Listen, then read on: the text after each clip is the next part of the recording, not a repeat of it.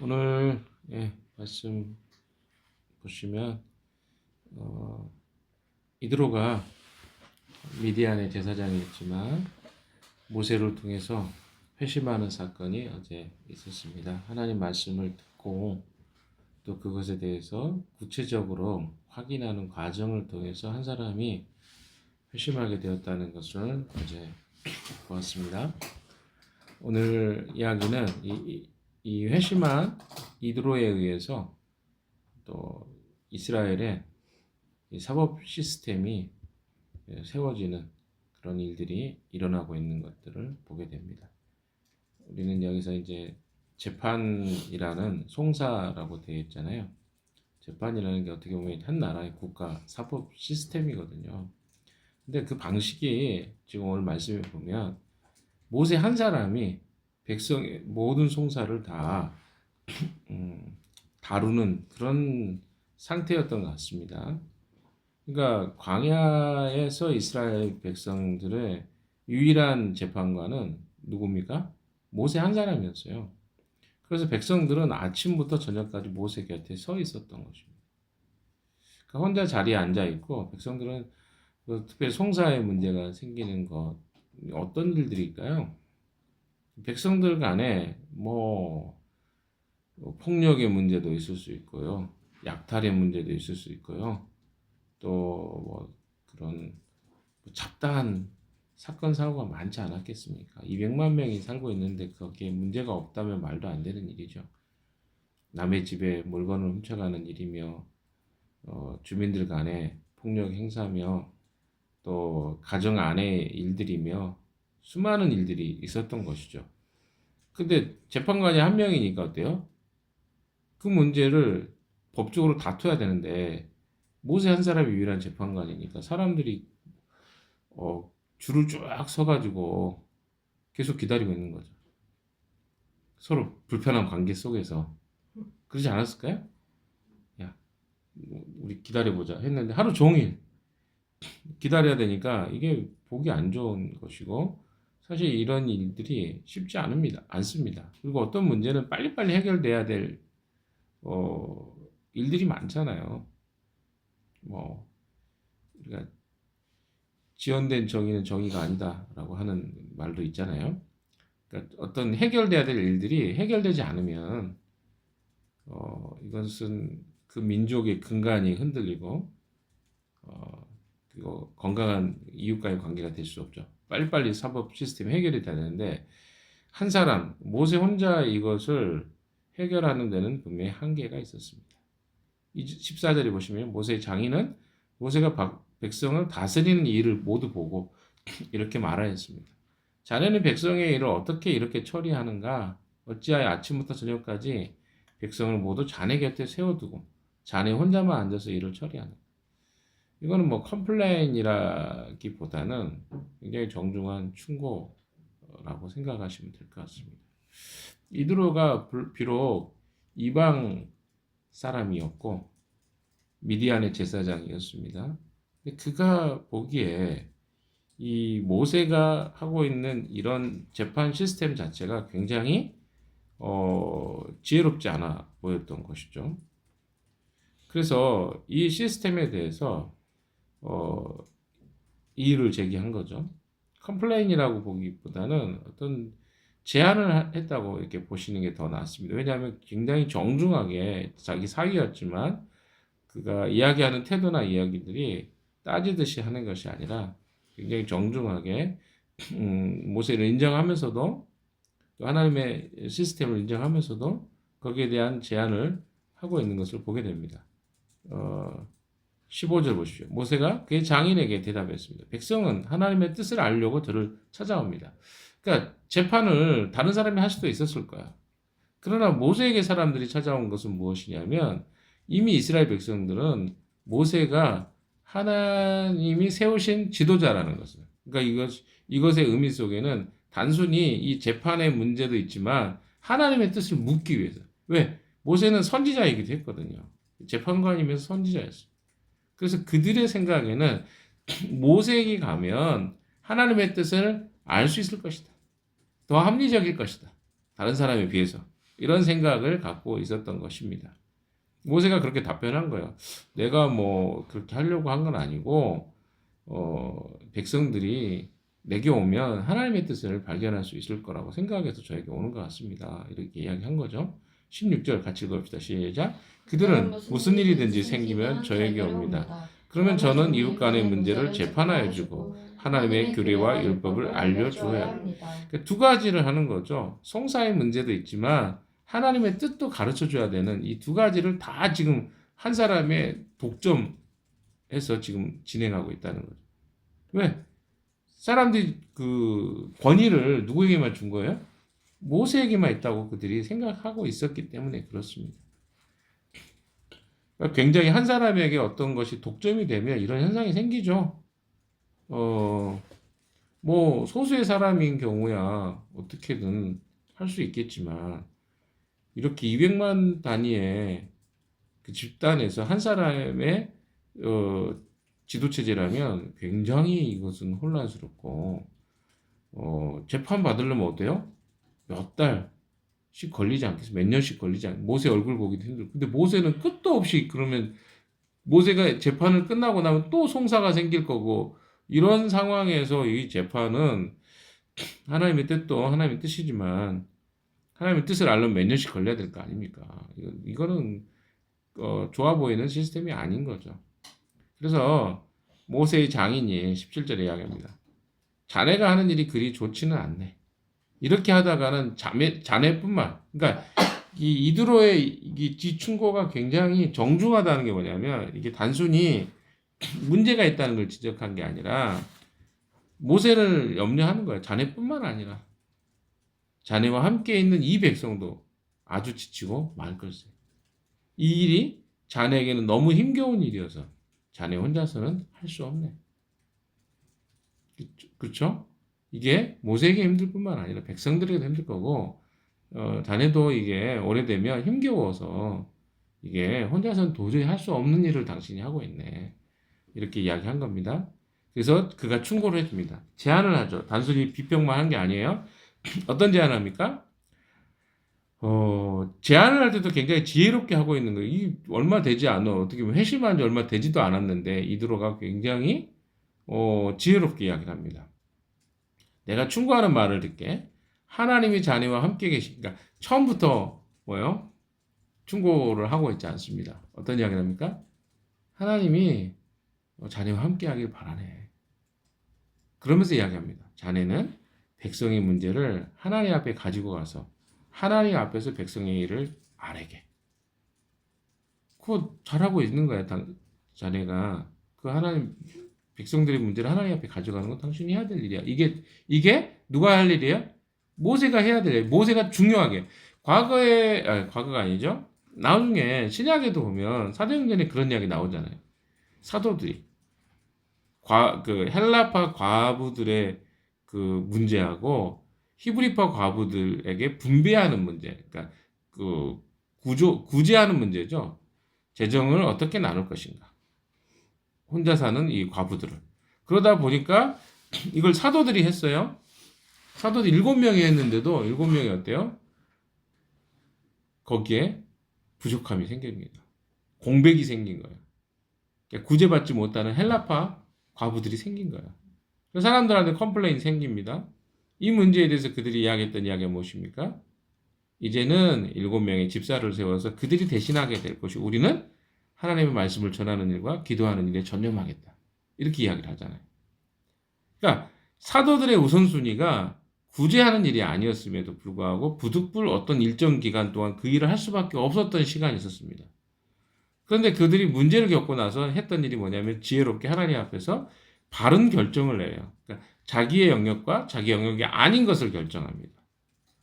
그러니까 우리가 어떤 일들을 겪을 때요, 누군가가 이런 어떤 지혜 있는 이야기를 할 때 명확하게 잘 받아들이고 수용할 필요가 있습니다. 근데 거기에 또 충고하는 사람도 굉장히 지혜롭게 해야 되겠죠. 왜냐하면 그게 공격하면 안 되는 거잖아요, 시스템을.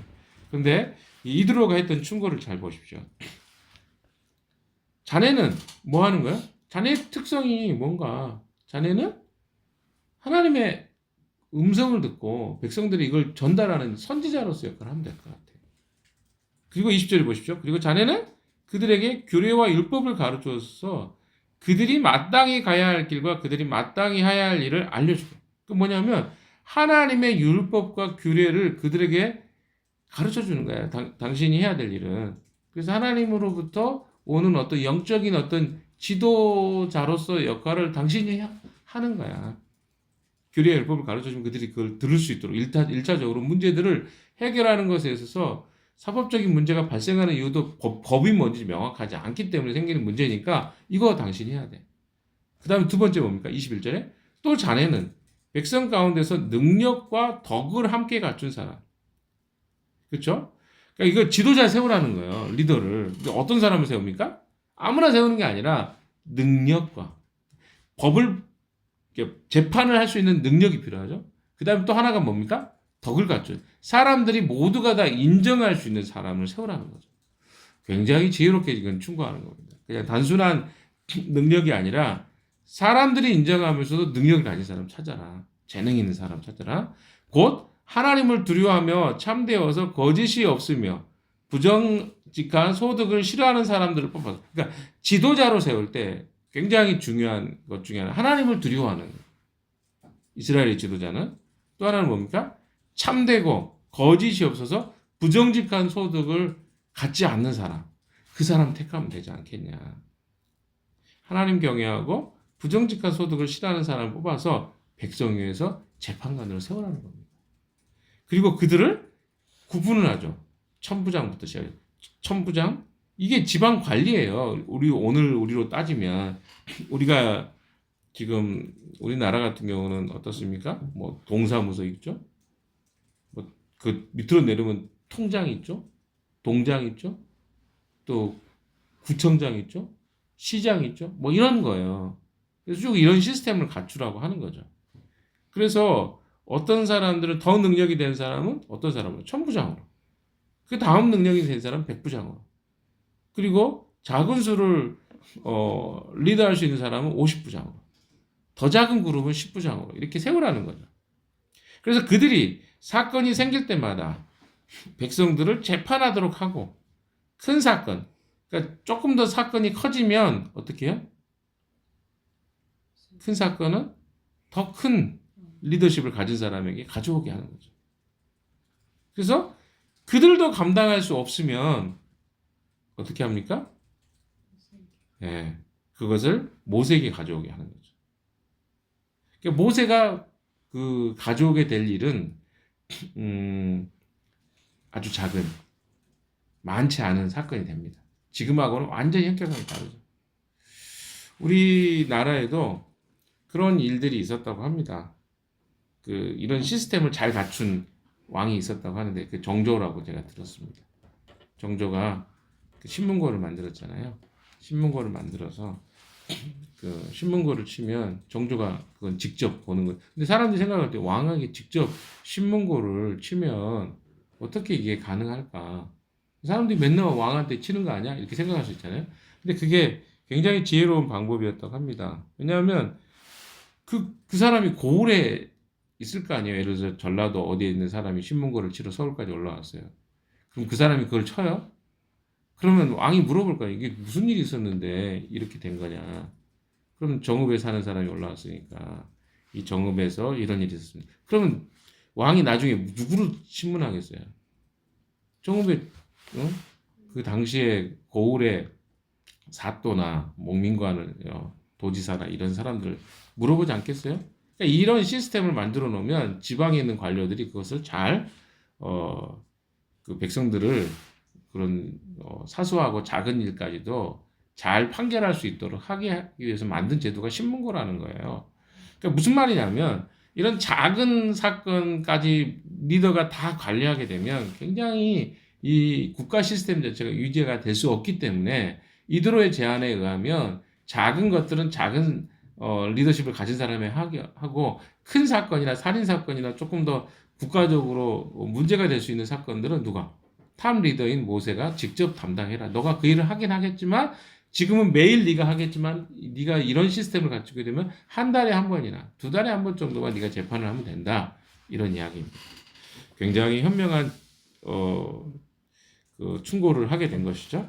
그냥 이게 단순하게 모세가 너 못해 이게 아니에요. 굉장히 설득력 있는 그런 안들을 이드로가 지혜롭게 모세에게 가르쳐 주고 있는 것을 보게 됩니다. 자, 24절 같이 읽겠습니다. 시작. 그래서 장인의 말을 듣고 그가 말한 대로 다 하였다. 이 장인이었기 때문에 하기보다 그의 말이 합리적이었어요. 이방인이었던 사람이 해줬던 이 말을 모세가 수용한 겁니다. 굉장한 거죠. 모세도 그게 쉽지 않았을 거야. 왜? 자기가 탑 리더인데 그것을 자기도 뭐 그런 권한을 누리는 사람이었다면 그 권한을 놓는 것이 쉽지 않지 않았겠어요? 사람들은요, 권력을 놓는 것을 그렇게 좋아하지 않습니다. 그런데 모세는 그 권력을 내려놓을 수 있는 용기가 있었던 거죠. 그게 합리적이었고 타당했기 때문에 그런 것이죠. 그래서 어떤 문제가 생길 때 이드로와 모세 이야기는 우리에게 굉장히 좋은 교훈을 해줍니다. 단순한 비판은 누구나 할 수 있습니다. 그러나 비판에 대한 내용과 아울러서 거기에 대한 분명한 건강한 대안을 제시하는 비판은 우리에게 수용이 될 수 있는 것들이죠. 물론 모세가 그만큼 온유한 성품과 받아들일 수 있는 그릇이 되었기 때문에도 가능하겠죠. 그러나 이드로의 이야기를 한번 잘 들어보십시오. 그가 단순히 모세가 하고 있는 것을 지적하고 비판하는 것에 그치지 않고, 그리고 그가 비판할 때도 어떻습니까?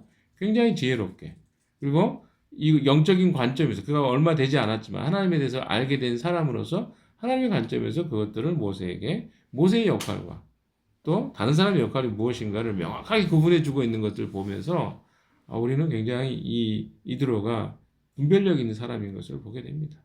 그리고 모세 또한 그것을 어때요? 장인의 말을 듣고 그가 말한 대로 다 했습니다. 그래서 그때부터 뭐가 생긴 거예요? 1000부장, 100부장, 50부장, 10부장이 생긴 거예요. 근데 나중에 보십시오. 로마의 시스템에서도 어떻게 합니까? 1000부장이 있잖아요. 바울을 도왔던 사람이 1000부장이잖아요. 그리고 또 100부장이 나오잖아요. 예수님 때도. 이런 시스템이 언제부터 생긴 겁니까?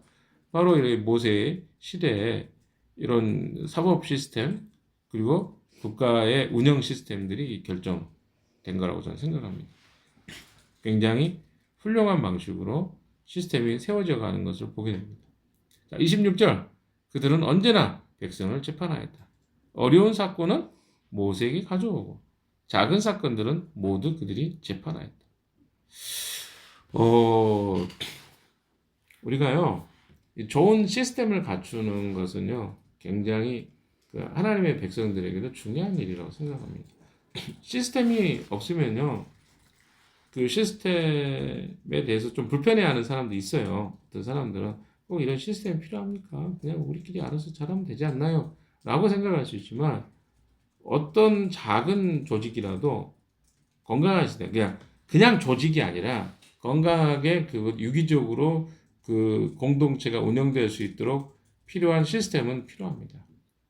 뭐 저희 교회도 처음 한 3년 동안은 그렇게 특별한 시스템이 없이 사역을 했습니다. 뭐 그런 사람도 많지 않았었고 그렇잖아요.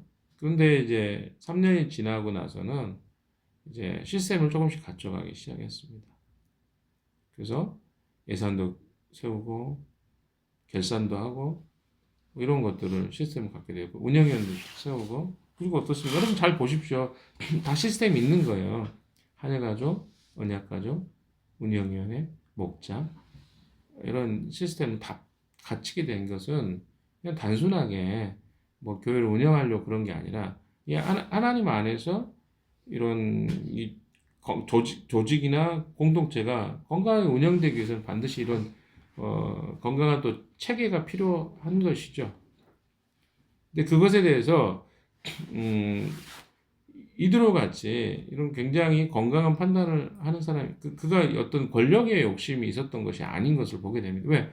27절을 보시면 얼마 있다가 모세 장인은 사위의 배영을 받으면서 살던 고장으로 다시 돌아갔다고 합니다. 그러니까 이드로의 이야기는요, 정말 자기 사위가 잘 리더로서 세워졌으면 좋겠다는 그런 순수한 마음에서 아마 이런 충고를 했던 것 같습니다. 근데 그 덕분에 어떻습니까? 이스라엘이라는 나라가 굉장히 얼마 되지 않아서 건강한 이 정보 시스템을 갖게 된 거예요. 근데 거기에 가장 큰 중요한 역할을 한 게 뭡니까? 두 사람이죠. 한 사람이 이드로고 한 사람은 모세입니다. 그러니까 리더자가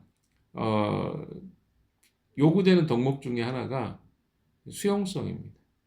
건강하게 누군가의 요구와 누군가에 대한 이야기들을 잘 받아들여요. 리더십을 가지고 있는 사람들이 어려움을 겪는 것 중에 하나가 뭐냐면 자기 권위에 누군가 도전한다는 생각을 갖게 되잖아요. 그러면 그 건강하고 좋은 어떤 것들도 받아들이기 어렵습니다. 그런데 우리가 열린 마음, 우리의 내적인 어떤 문제가 해결되잖아요. 그럼 상대가 나를 공격한 게 아니라 우리가 건강하게 함께 우리 공동체를 세워간다는 관점을 가질 수 있어요. 그러나 우리가 내적으로 건강하지 않은 사람은요, 그게 자기를 공격한다고 생각해요. 아니, 이렇게 생각할 수 있잖아요. 모세, 내가 리더십이 없다는 거야? 내가 뭘 잘못하고 있다. 이렇게 생각할 수 있잖아요. 그러나 어떨 때는 리더가 어떻게 모든 영역을 잘할 수 있겠습니까? 그래서 함께 공동체가 필요한 거고, 공동체에 다양한 은사가 필요한 거예요. 그러니까 한 사람이 모든 걸 다 가질 수는 없습니다. 어떤 면은 뛰어날 수 있어요. 그러나 또 다른 면은 연약한 부분이 반드시 있다는 걸 우리가 인정할 때 공동체가 건강해지는 거예요. 그런데 어떤 사람은 내가 꼭 그 중심에 돼야 된다고 생각하는 사람이 있을 수 있어요. 이런 어떤 권력의 중심에 들어가서 내가 어떤 영향력을 행사해야만 의미 있다고 생각하는 사람이 있을 수 있습니다.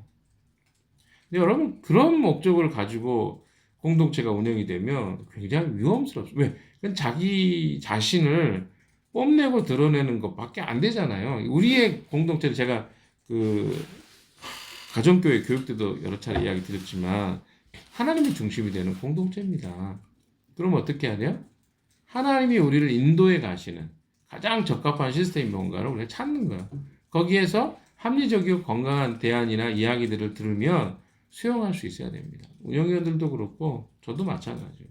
리더들은요, 열려 있어야 돼, 그 부분에. 그러나 또 반대로 이야기하면 일반 우리 공동체의 멤버들도 그냥 비판을 위한 비판은 누구나 할 수 있다니까요.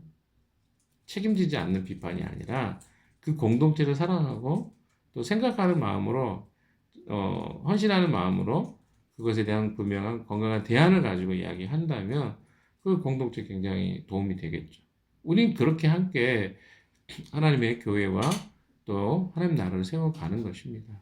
오늘 이 말씀을 통해서 여러분에게 또 좋은 리더십의 좋은 샘플을 모세가 보여줬고 이드로가 또 그런 좋은 조력자로서의 모습을 보여줬습니다. 우리에게도 이런 일들이 많이 있을 거야. 앞으로 여러분 리더가 될 거기 때문에 그렇습니다.